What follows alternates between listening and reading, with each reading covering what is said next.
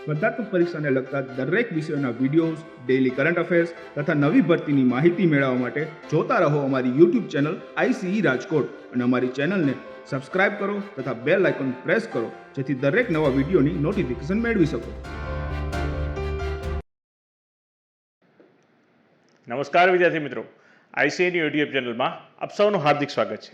મિત્રો, આજના લેક્ચરની અંદર આપણે બેઝિક સાયન્સનો એક મહત્વપૂર્ણ ટોપિક ભણશું કે જે છે પીએચ વિશે મિત્રો ખાસ વાત કરશી અને પીએચનું પણ ખાસ તો પર્ટિક્યુલર આપણા રોજિંદા જીવનમાં શું મહત્વ છે. ઓકે, પહેલા તો પીએચ શબ્દ શેના માટે ઉપયોગમાં લેવા માટે તો આપ વસ્તુ યાદ રાખશી. તમે ઘણી બધી વસ્તુ જોઈ શકો છો. જો અહીંયા એપલ છે, બનાના છે, વોટર છે, બેકિંગ સોડા છે, એમોનિયા છે, આલ્કલી છે, સોપ છે, બ્લડ છે, મિલ્ક છે, ઘણી બધી વસ્તુ તમને જોવા મળે છે. પણ આ બધી વસ્તુમાં ખાસ યાદ રાખશી મિત્રો કે અહીંયા બધાની અલગ અલગ પીએચ હોય છે. મિત્રો, આ પીએચ શું છે તો કે જે તે વસ્તુ માની લ્યો કે કોઈ બી એક આઈટમ તમે હાથમાં લ્યો, ઓકે, એને ત્રણ રીતે માની શકાય. કાંઈ એસિડિક હોઈ શકે, કાં બેઝિક હોઈ શકે, અથવા તો તટસ્થ હોઈ શકે કે જે એસિડિક નેચર કે બેઝિક નેચર બેમાંથી એક પણ વસ્તુ ન ધરાવતી હોય. તો આ પ્રકારનું જે કોઈ બી આઈટમ તમે હાથમાં લીધી, માની લો કે ભાઈ ટમેટું લીધું, વિનેગર લીધું, કે પછી લેમન લઈ છે, વોટર લઈ છે, બેકિંગ સોડા લઈ છે, કે આ વસ્તુ એસિડિક છે કે બેઝિક. ઓકે, એસિડિક છે કે બેઝિક, આ વસ્તુ શેના ઉપરથી નક્કી થાય તો એ એસિડિક કે બેઝિક એની પીએચ ઉપરથી નક્કી થાય. મોટા ભાગે એવું ફિક્સ હોય કે ભાઈ તમે સ્ટાર્ટિંગ કરો એટલે 0 થી લઈ ને 7 સુધીની જેટલી વસ્તુ જે છે કે જે તમને એસિડિક જોવા મળતી હોય છે. 7 ઉપર જે વસ્તુ આવે કે જેને આપણે તટસ્થ કહેશું, અને 7 થી 14 સુધીની પીએચ ધરાવતી વસ્તુ જે છે કે જે હશે બેઝિક. ફરીથી રિપીટ કરું છું, 0 થી 7 સુધીની પીએચમાં જે કાંઈ વસ્તુ આવશે એ બધા કેવા આવશે તો કે એસિડિક. 7 થી લઈ ને 14 સુધીમાં જે વસ્તુ આવશે, 14 સુધીની જે પીએચ ધરાવતા હશે એ બધા કેવા હશે? બેઝિક. ઓકે, પણ જે 7 પીએચ ધરાવતું હોય તો એને આપણે શું કહેશું? તટસ્થ એટલે કે ન્યુટ્રલ. આટલું ક્લિયર પેલા બધાને? ઓકે, ફરીથી રિપીટ કરું છું. હાઇડ્રોક્લોરિક એસિડ જે છે કે જે ફૂલી એસિડિક નેચર ધરાવે છે. વિનેગર એટલે પેલું આપણે જો ચાઇનીઝ ખાતા હોય ને આમ સફેદ કલરનું પાણી નાખે ને ખટાશ મસ્તીની પકડે તો એ વિનેગર જે છે કે જે ખાસ તો કેવો નેચર ધરાવે છે? એસિડિક. ટમેટું ખાટું લાગે છે, એસિડિક નેચર ધરાવે છે. એપલ એટલે કે ખાસ તો સફરજન છે. બનાનો એટલે કે કેળું છે કે જે ખાસ કરીને એસિડિક નેચર ધરાવે છે. લેમન જે છે કે જે પણ એસિડિક નેચર ધરાવે છે.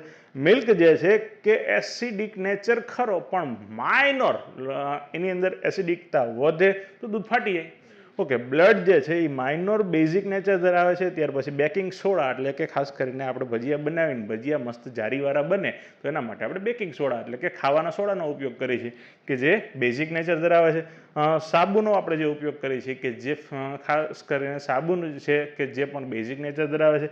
ત્યાર પછી એમોનિયા, એનો આપણે રૂટીન લાઈફની અંદર ઉપયોગ કરતા નથી. આલ્કલી છે કે પછી ડ્રેન ક્લીનર જે છે તો આ બધી વસ્તુ બેઝિક નેચર ધરાવે છે. તો એસિડિક અને બેઝિક આ બે વસ્તુ પેલા માઇન્ડમાં ક્લિયર થઈ કે ભાઈ કેટલી પીએચ હોય તો કે 0 થી 7 ની વચ્ચેની પીએચ ધરાવતા હોય તો એ બધા એસિડિક.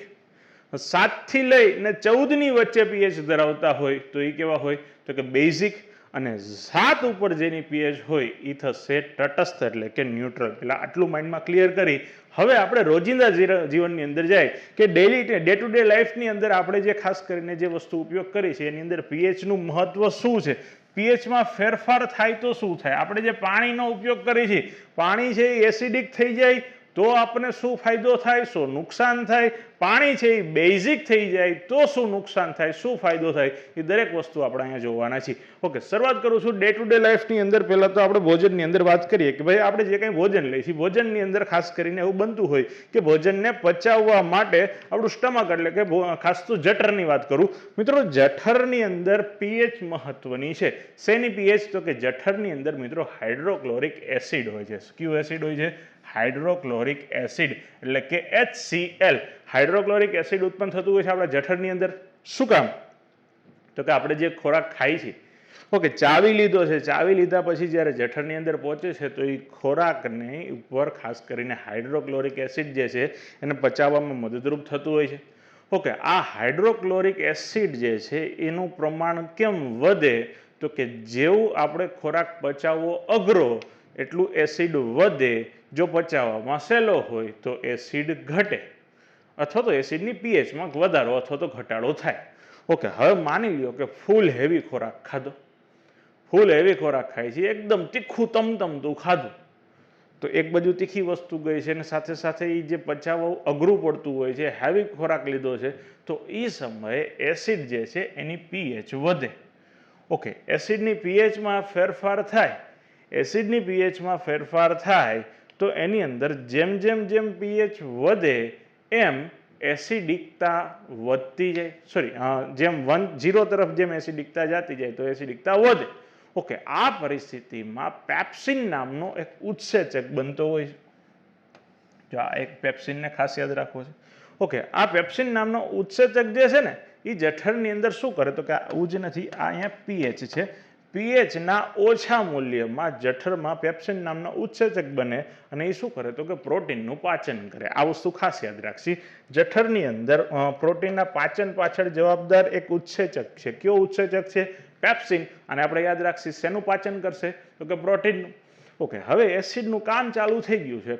આપણા પેટની અંદર જઠરમાં જે ખાસ તો હાઇડ્રોક્લોરિક એસિડ રહેલો છે એની એવરેજ કેટલી હોય છે તો કે 1 થી 3 વચ્ચેની પીએચ રેન્જમાં આવતી હોય છે. હવે આગળ જાય તો મિત્રો બને એવું કે હારું ક્યારેક એવું થાય કે હેવી ખોરાક ખાધો એટલે એસિડ જે છે એનું ખાસ કરીને સાંદ્રતા વધારવી પડે, એ બોડી ઓટોમેટિક વધારે. ઓકે, સાંદ્રતા વધે એટલે પછી આવા એસિડ ઉલાળા મારવા માંડે, એસિડ ઉલાળા મારે એટલે અહીંયા આમ ઘડીક અહીંયા દુખાવો થાય, ઘડીક છાતીમાં દુખાવો થાય ને આમ અંદરથી આમ બળતરા થતું એવું સારું થઈ જાય. ઓકે, આ પરિસ્થિતિને આપણે કહીએ છીએ એસિડિટી. ઓકે, એસિડનું પ્રમાણ વધે તો એને આપણે દેશી ભાષામાં શું કહે તો કે એસિડિટી થઈ. ઓકે, એસિડિટી થાય એટલે ઈનો કામ શરૂ 6 સેકન્ડમાં. ઈનોનું માર્કેટિંગ નથી કરતો ભાઈ, પણ જસ્ટ એક એક્ઝામ્પલ સાથે સમજવા માટેનો પ્રયત્ન કરીએ છીએ કે આપણે ઈનો પીવી છીએ અથવા તો આપણે જે કાંઈ ખાસ કરીને જે દ્રવ્ય એસિડિકતાને ઘટાડવા માટે લઈએ છીએ એને આપણે કહીએ છીએ બેઝ. ઓકે, એસિડ ઉપર બેઝ નાખવામાં આવે એટલે એસિડની એસિડિકતા ઘટે, બેઝનું પ્રમાણ એટલે પ્રમાણસર આવી જાય તો એ વસ્તુ થઈ જાય તટસ્થ. ઓકે, આ જે ઉપયોગ કરશી જે બેઝનો પણ એસિડિટી મટાડવા માટે ઉપયોગ કરશું એ બેઝને આપણે કહેશું એન્ટાસિડ. શું કહેશું ભાઈ? એન્ટાસિડ. ઓકે, એન્ટાસિડ પદાર્થની અંદર આપણે એક એક્ઝામ્પલ તમને બધાને ખબર છે ઈનો લઈ છે, પણ એમાં ખાસ કરીને એન્ટાસિડ પદાર્થોમાં શેનો ઉપયોગ થાય તો કે ખાવાનો સોડા એટલે કે સોડિયમ બાયકાર્બોનેટ એન્ટાસિડ તરીકે જરૂર છે.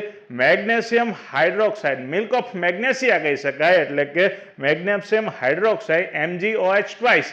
તો આ બંને વસ્તુ જે છે કે જે આપણે એન્ટાસિડ તરીકે ઉપયોગમાં લઈ એનો પીવી કામ શરૂ 6 સેકન્ડમાં. 6 સેકન્ડ પછી આપણને એમ થાય કે ના રાહતનો અહેસાસ થાય છે. 6 સેકન્ડ કે છે ગેરંટી નથી આપતો ભાઈ, કારણ કે હું માર્કેટિંગ નથી કરતો. રેડી છે? ચલો નેક્સ્ટ આગળ વધી છે. તો આ એક ખાસ તો શરીરની અંદર આપણે એસિડનું પ્રમાણ જે છે એમાં વધારો થાય, એસિડની પીએચમાં વધારો થાય તો આપણી શું હાલત થાય એ વસ્તુ આપણે જોઈ. ઓકે, જઠરની આપણે વાત કરી છે, ખાસ કરીને હવે આપણે વાત કરી છીએ દાંત તરફ જાય છે. આપણે દાંતની અંદર મોટા ભાગના લોકોને એક પ્રશ્ન હોય કે સાહેબ હું ફાંકી નથી ખાતો, હું કોઈ તમાકુ નથી ખાતો, છતાં દાંત સડી જતા હોય છે, દાંત પીળા પડી જતા હોય છે, દાંતની અંદર ક્ષારણ થઈ જતું હોય છે, ઝીણા ખાડા અને આ બધી વસ્તુ થઈ જતી હોય છે. એનું કારણ શું? તો ત્યાં પણ મિત્રો પીએચ જવાબદાર છે. કઈ રીતે જવાબદાર? તો એક સિમ્પલ દેશી ભાષામાં સમજવા માટેનો પ્રયત્ન કરીએ કે આપણે જ્યારે કોઈ પણ ખોરાક લઈએ છીએ ખોરાકની અંદર એસિડિક દ્રવ્યો હશે. ઓકે, છાશ પીવી છે કે સમથિંગ કોઈ બી ખોરાક લઈએ છીએ, ખાટાશવાળા જે કોઈ ખોરાક ખાધો, તો ખોરાક લીધા પછી પહેલાના સમયની અંદર આપણે જોતા કે મોટા ભાગે વડીલો જે છે ને એ ખોરાક લીધા પછી આમ મોટા ભાગે બહારની સાઈડ જઈને કોગળા કરી નાખતા હોય, એકદમ વ્યવસ્થિત નીટ એન્ડ ક્લીન મોઢું થઈ જાય ને એના માટેનો પ્રયત્ન કરે. ઓકે, આવું શું કામ કરે તો કે મોઢું સાફ થઈ જાય, મોઢાની અંદર રહેલા એસિડ દ્રવ્યો જે છે એ બધી વસ્તુને ક્યાંક તમે બહાર કાઢી નાખો અથવા તો અંદરની તરફ ઉતારી. ઓકે, જો આ વસ્તુ ન કરી તો કે મોઢાની અંદર એસિડિક દ્રવ્યો એમ નામ રહેશે. ઓકે, આ એસિડની પીએચ 5.5 સુધી હોય ને તો કોઈ પ્રોબ્લેમ નથી, પણ જો 5.5 થી પીએચ ઘટે તો દાંત જે છે એ કેલ્શિયમના બનેલા છે. ઓકે, કેલ્શિયમ ફોસ્ફેટનું જે સ્તર છે એનું ધીરે ધીરે ખવાણ થતું જાય અને દાંત જે છે એની અંદર આવા ઝીણું ખવાણ પડવાનું શરૂ થાય અને આપણને એમ લાગે કે દાંતની અંદર અમુક પીળાશ આવી, અમુક ખાડા પડવા માંડ્યા છે. તો આ જેમ એસિડિકતા વધે એમ આ વસ્તુ બને. ઓકે, તો આનું સોલ્યુશન આપણે દેશી શબ્દોમાં એવું કહી શકાય કે આનું સોલ્યુશન આપણે શું કાઢ્યું તો કે દાંતની અથવા તો મોઢાની અંદર આ pH 5.5 થી ઘટી ન જાય એટલા માટે આપણે ઉપયોગમાં લઈએ છીએ બ્રશ. ઓકે, બ્રશની સાથે ટૂથપેસ્ટનો ઉપયોગ કરીએ છીએ. જી હા મિત્રો, આ જે ટૂથપેસ્ટનો ઉપયોગ કરીએ છીએ આ ટૂથપેસ્ટ શેની બનેલી હોય છે તો કે બેઝની બનેલી હોય. શેની બનેલી હોય? બેઝ. એસિડની સામે બેઝ આપો એટલે એસિડની એસિડિકતા શું થાય તો કે ઘટે ને ધીરે ધીરે શું બની જાય તો કે તટસ્થ થઈ જાય. That's all. મોઢાની અંદર જે એસિડિક દ્રવ્યો રહેલા છે એને તમે ઉપર બેઝ આપો છો, બ્રશ કરો છો, બેઝિક કરી નાખ્યા. ઇટ મીન્સ કે મોઢાની અંદર હવે તટસ્થ દ્રાવણ થઈ ગયું કે જે તમારા દાંતનું રક્ષણ કરશે, એને ક્ષયન થતા અટકાવશે. એટલા જ માટે ખોરાક લીધા પછી ખાસ તો દાંત સાફ કરવા જે છે હિતાવહ છે. હું એવું નથી કહેતો કે તમે બ્રશ કહો, પણ એટલીસ્ટ કોગળા કરવાથી પણ એક ફાયદો થતો હોય છે. રેડી છે? ચલો, તો આ બે વસ્તુ ખાસ આપણે જોઈ. એક તો પેટ સાથે સંકળાયેલી બાબત જોઈ, ત્યાર પછી દાંત સાથે સંકળાયેલી બાબત જોઈ. હવે નેક્સ્ટ આગળ વધી મિત્રો, સજીવના અસ્તિત્વમાં ખાસ તો આપણે પીએચનું મહત્વ જોયું છે. હવે સજીવનું અસ્તિત્વ, ન્યા પીએચનું મહત્વ. ઓકે, સજીવના અસ્તિત્વ માટે અત્યારે ઓક્સિજનની જરૂરિયાત છે. બીજી એક જરૂરિયાત પડતી હોય છે પાણી. ઓકે, પાણી જે છે ઉનાળાના સમયની અંદર ખાસ કરીને ખરા મધાના ફરવા નીકળ્યા હોય ને પછી જો પાણી ન મળે ને તો એ સમય ખબર પડે કે ભાઈ પાણીની કેવડી મોટી જરૂરિયાત છે. ઓકે, આ પાણી એની એસિડિકતા, બેઝિકતા કે પછી તટસ્થતા એ પણ આપણા માટે ખૂબ મહત્વની છે. કદાચ માણસ તરીકે આપણે ખાટું પાણી પી લઈએ છીએ કે કદાચ બેઝવાળું પાણી પી લઈએ છીએ તો એનાથી નાના મોટી અસર તો થશે, પણ એક આખી જીવસૃષ્ટિ એવી છે કે જે પાણીની અંદર જ પોતાનું જીવન ગુજારે છે. ઓકે, આ જીવસૃષ્ટિના અસ્તિત્વ માટે પાણીની પીએચ મેન્ટેન થવી ખૂબ જરૂરી છે. જો ન થાય તો હજારો અને લાખોની સંખ્યામાં જીવસૃષ્ટિ છે એક ઝાટકે મૃત્યુ પામતી હોય છે કે જેના વિશે કદાચ કોઈ લાંબા સમય સુધી વિચારેલું પણ નથી. જે પર્યાવરણવિદો જે છે અથવા તો જે પ્રકૃતિનું રક્ષણ કરવાની ઈચ્છા ધરાવે છે, આવા ઘણા બધા લોકો જે છે કે જે ખાસ આના માટે પ્રયત્નશીલ હોય છે, પણ પબ્લિક એ વસ્તુ નથી માનતી કે ભાઈ પાણીની પીએચ વધે કે પાણી ખાટું થઈ જાય, પાણી કદાચ દરિયાનું પાણી કે બીજું સામાન્ય નદી નાળાનું પાણી કદાચ ખાટું થઈ જાય કે તમે જાત જાતના કેમિકલ વસાવી દો છો, જવા દો છો, ત્યારે કોઈ ધ્યાનમાં નથી હોતું કે એનાથી અંદર રહેલા જીવોની શું હાલત થાય છે. આ તો અત્યારે કોરોના કાળની અંદર ટપોટપ માણસો મૃત્યુ પામે છે ત્યારે ખબર પડે છે કે ભાઈ જીવનું મહત્વ કેટલું છે. તો આ જ વસ્તુ અહીંયા પણ આપણે જોવાની છે કે પાણીની અંદર અનેક જીવો રહેલા છે મિત્રો. ઓકે, આ જીવો જે છે એના રક્ષણની પણ એક આપણી નૈતિક જવાબદારી આવે. ઓકે, તો અહીંયા ખાસ તો આપણી જે કંઈ દેહધાર્મિક ક્રિયાઓ જે છે કે જેની અંદર ખાસ કરીને પીએચ કેટલી છે તો કે 7 થી 7.8 ની અંદર હોય છે. ઓકે, સજીવો જે છે એ પીએચની અંદર વધારે ફેરફાર જે છે કે જેને સહન કરી શકતા નથી. એટલે મિત્રો વાત કરું, નદી નાળાની અંદર આપણા આખા જગત, આખા ટૂંકમાં શહેરની બધી જે કાંઈ પાણી જે છે જે ગટર વ્યવસ્થા દ્વારા સુએજમાં એ બધી વસ્તુ ઠાલવવામાં આવતી હોય છે. ઓકે, અમુક લિમિટથી વધારે પીએચમાં ફેરફાર થાય તો અંદર રહેલી જીવસૃષ્ટિ છે એને નુકસાન થાય છે.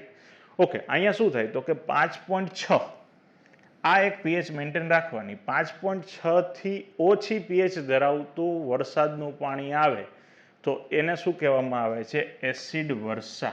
ઓકે, એસિડ વર્ષા શેને લીધે થાય તો કે આપણે વાતાવરણની અંદર ખાસ કરીને કેટલાક વાયુઓ છોડતા હોય છે. જેમ કે જ્યારે આપણે ગાડીનો ઉપયોગ કરીએ છીએ, 4 વ્હીલ છે, 2 વ્હીલ છે, કોઈ પણ ઉપયોગ કરીએ તો એની અંદર નાઇટ્રોજન ડાયોક્સાઇડ ખાસ કરીને છૂટો પડતો હોય છે. ઓકે, આ નાઇટ્રસ ઓક્સાઇડ અથવા તો નાઇટ્રોજન ડાયોક્સાઇડ જે છે કે જે તે સમયે જ્યારે હવાની અંદર વળે છે એનું ખાસ કરીને એવું બનતું હોય છે કે કેમિકલ રિએક્શન થવાને લીધે પાણી અને નાઇટ્રસ ઓક્સાઇડ આ બે વસ્તુ મિક્સ થાય ને એ સમયે ક્યાંક એવું બને કે HNO3 એટલે કે ખાસ તો નાઇટ્રિક એસિડમાં રૂપાંતરણ પામતું હોય છે.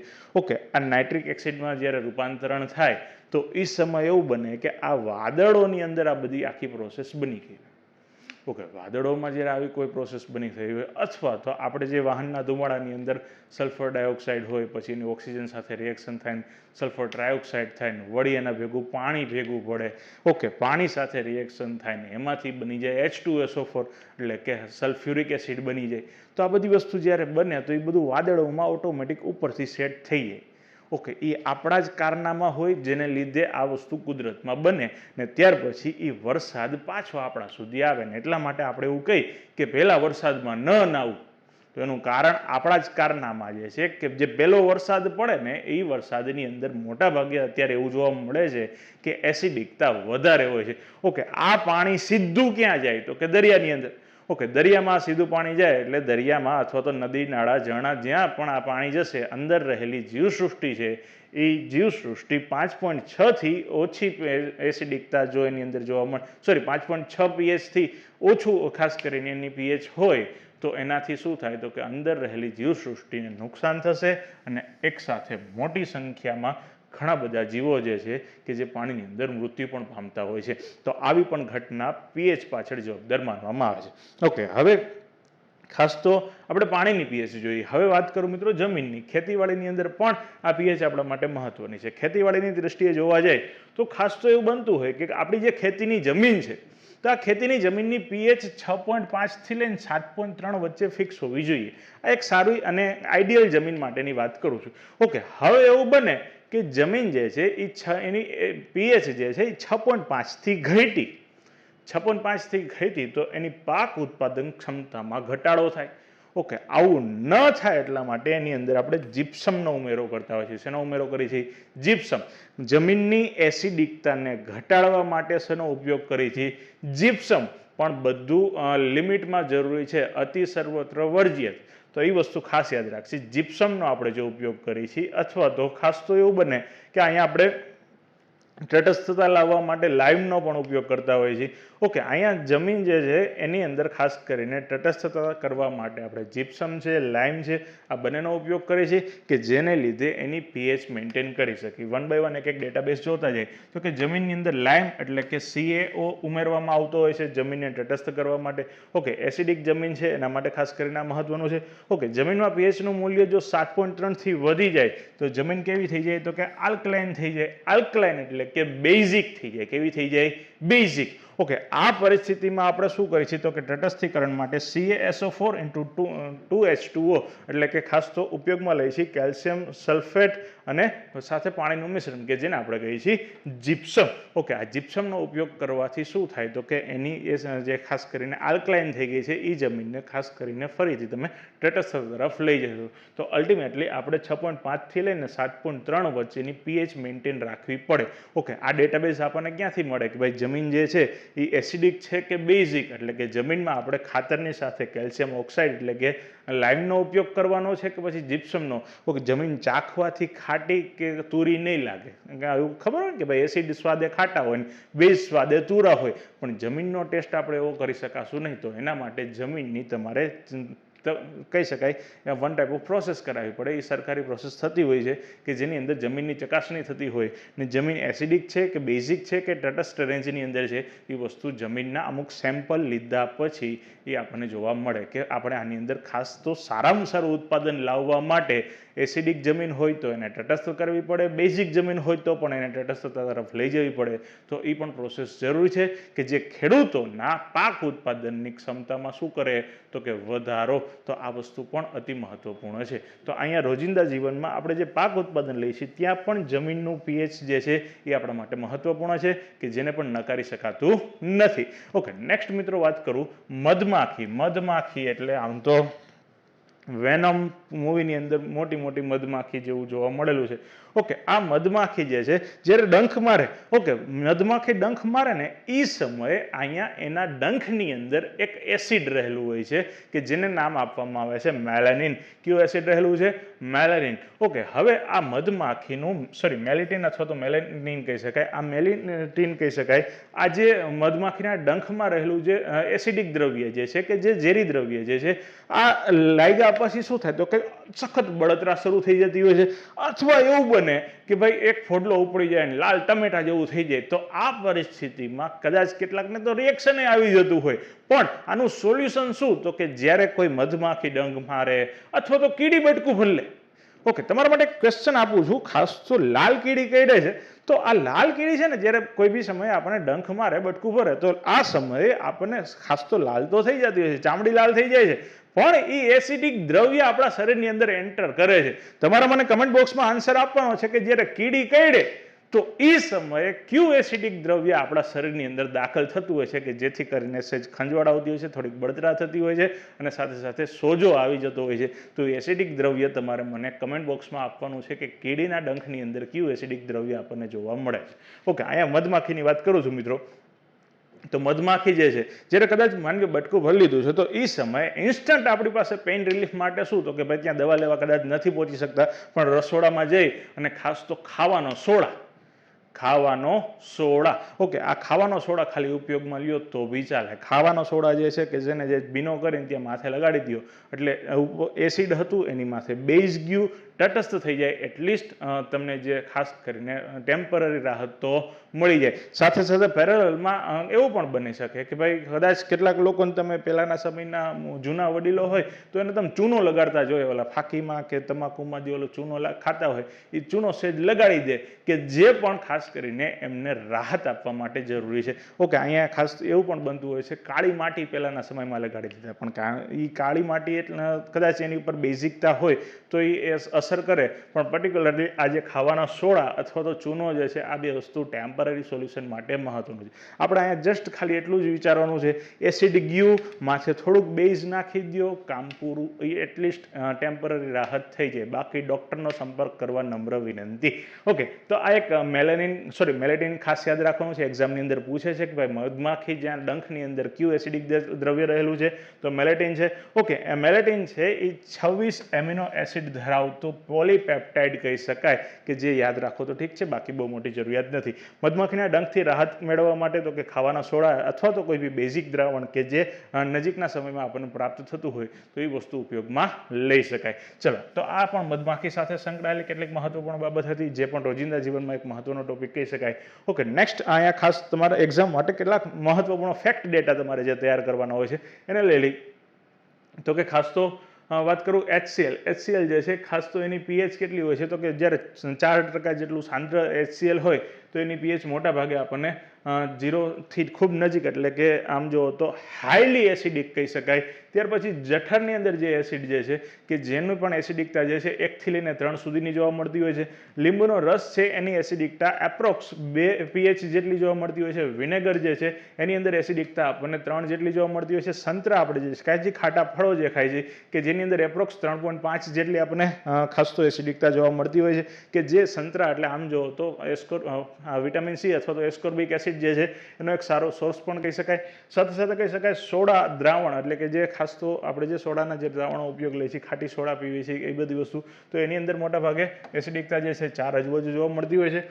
ખાટું દૂધ એટલે જે દૂધ ફાટી ગયું છે એની વાત કરવામાં આવે છે કે જેની એસિડિકતા આપણને જોવા મળતી હોય છે 4 આજુબાજુ. ઓકે, તાજું દૂધ જે છે એની એસિડિકતા અથવા તો એની પીએચ જે છે એ 5 સુધીની જોવા મળતી હોય છે. માનવ લાળ એટલે કે મનુષ્યની જે લાળ રહેલી છે, લાળ ગ્રંથિમાંથી જે લાળ રસ બહાર પાવતો હોય છે કે જેની એસિડિકતા જોવા મળતી હોય છે 6.8 જેટલી.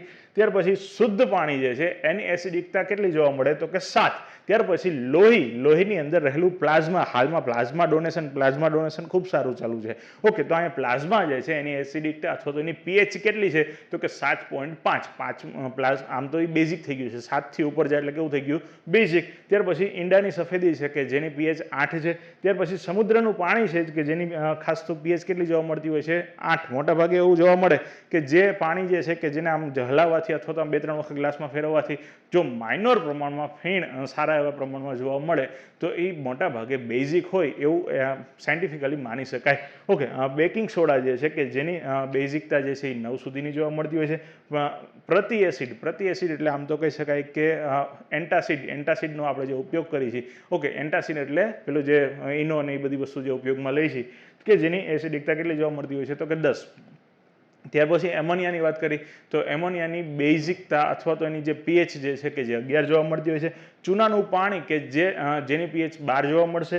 ડ્રેન ક્લીનર એટલે આપણે જે લિક્વિડનો ઉપયોગ કરીએ છીએ કે જે આપણા ખાસ કરીને એવું કહી શકાય કે ઘરમાં ઉપયોગમાં લેનારા જે કાંઈ લાઈનો છે, પાઇપલાઇનો જે છે એને ક્લિનિંગ માટે આપણે ઉપયોગમાં લેતા હોય તો એ ક્લિનર માટે આપણે ખાસ તો કેટલી છે તો કે ભાઈ એની પીએચ 13 જોવા મળતી હોય છે અને કોસ્ટિક સોડા જે છે કે જેની પીએચ આપણને જોવા મળતી હોય છે 24. ઓકે, અહીંયા સાથે સાથે યાદ રાખી આ જે ખાસ એસિડ છે કે બેઝ છે કે જે તે વસ્તુ એસિડિક કે બેઝિક છે એ શેના ઉપરથી ખબર પડે તો કે એસિડ અને બેઝ ચેક કરવા માટે એક ટેસ્ટ છે જેને કહેવામાં આવે છે લિટમસ ટેસ્ટ. ઓકે, લિટમસ ટેસ્ટની અંદર એવું કહી શકાય કે જે તે દ્રાવણ અથવા તો જે તે વસ્તુ તમે જે ચેક કરો છો એ એસિડિક કે બેઝિક છે એ લિટમસ ટેસ્ટના આધારે તમે ચેક કરી શકો. લિટમસ માટે એક સિસ્ટમ યાદ રાખી, એ ભૂલા અને બે લાભુ, આ વસ્તુ યાદ રાખી. એ ભૂલા એટલે એસિડ, એ ભૂલા એસિડ ભૂરા લિટમસને લાલ કરશે. ઓકે, ભૂરું એટલે કે બ્લુ, એસિડ ભૂરા લિટમસને લાલ કરે એટલે એ ભૂલા. જો આ લાલ લિટમસ ઉપર એસિડની કોઈ અસર થતી નથી, પણ જે ભૂરું લિટમસ છે કે જેને એસિડ કેવું કરી નાખે છે લાલ. અને બે લાભુ ઓકે બેઝ છે એની બ્લુ લિટમસ ઉપર કોઈ અસર થતી નથી, પણ બેઝની લાલ લિટમસ ઉપર અસર થશે ને લાલ લિટમસ કેવું થઈ જશે ભૂરું. તો આ એની એક અસર કહી શકાય. ઓકે, આ ખાલી એસિડ છે કે બેઝ એ વસ્તુ આની ઉપરથી ચેક કરી શકાય, એસિડિક કે બેઝિક આ બે વસ્તુ તમે ચેક કરી શકો. પેરેલલમાં હવે માની લો કે એસિડિકતા કેટલી છે ને બેઝિકતા કેટલી છે, આ વસ્તુ ચેક કરવા માટે ખાસ તો પીએચ પેપરનો ઉપયોગ કરી શકાય. શેનો ઉપયોગ કરી શકાય? પીએચ પેપર કે જે 1 થી લઈને 14 સુધીની આખું સેટઅપ તમને મળતું હોય કે આ એસિડિકતા કેટલી છે, કેટલી જેમ જેમ લાલ તરફ જાય એમ એસિડિકતા વધે અને જેમ જેમ બ્લુ તરફ જાય એમ બેઝિકતા વધે. તો આ એક આખી સિક્વન્સ જે છે 1 2 3 4 થી લઈને 14 સુધીની, તો આ એસિડિકતા, બેઝિકતા કે તટસ્થતા આ બધી વસ્તુ આની અંદર ચેક કરી શકાતી હોય છે. અને સાથે સાથે યુનિવર્સલ ઇન્ડિકેટર પણ જોવા મળતું હોય છે કે જે ખાસ તો એવું બને કે ભાઈ તમે કોઈ બી લિક્વિડ લ્યો છો, એ લિક્વિડની અંદર 1 ડ્રોપ ખાલી ઇન્ડિકેટરનો નાખો.